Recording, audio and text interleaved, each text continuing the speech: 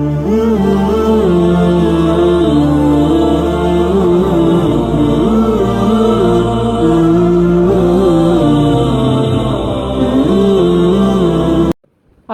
আলাইকুম ওরহমতুল্লাহি ওবারাকাতু।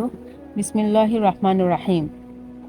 আজকের টপিক হচ্ছে নামাজে অজু ছুটে গেলে করণীয়।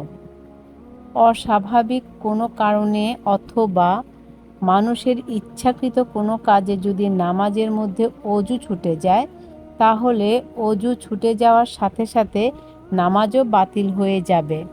যেমন, যদি নামাজের ভেতর গোসলের প্রয়োজন হয়, অথবা খিলখিল করে হাসে, অথবা বেহুশ হয়ে পড়ে যায়, অথবা ইচ্ছাকৃতভাবে পেটের উল্টো বাতাস বের করে মলদ্বার দিয়ে বাতাস বের হওয়া, তাহলে অজু তো ছুটে যাবেই, সাথে সাথে নামাজও বাতিল হয়ে যাবে। কিন্তু অনিচ্ছাকৃত বা কোনো স্বাভাবিক কারণে যদি অজু ছুটে যায়, যেমন হঠাৎ বায়ু বের হলো, তাহলে অজু ভঙ্গ হবে। কিন্তু সাথে সাথে যদি নামাজ ত্যাগ করে অজু করে আসে, আবার প্রথম থেকে নামাজ আদায় করে, তবে সেটাই উত্তম এবং মুস্তাহাব।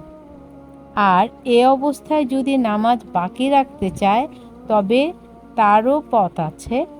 নামাজ বাকি রাখার কতগুলো শর্ত আছে, যেমন অজু ছুটে যাওয়ার সাথে সাথেই নামাজ ছেড়ে দেবে এবং অজু করতে যাবে। নামাজের কোনো রোকন আদায় করবে না। 2 নাম্বার হচ্ছে, অজু করতে যাওয়ার সময়ও সূরা কেরাতের ইত্যাদি কোনো রোকন আদায় করা যাবে না। 3 নাম্বার হচ্ছে, কথাবার্তা ইত্যাদি যে সকল কাজ নামাজের পরিপন্থী কিন্তু তা থেকে বেঁচে থাকা সম্ভব, তা বর্জন করবে না।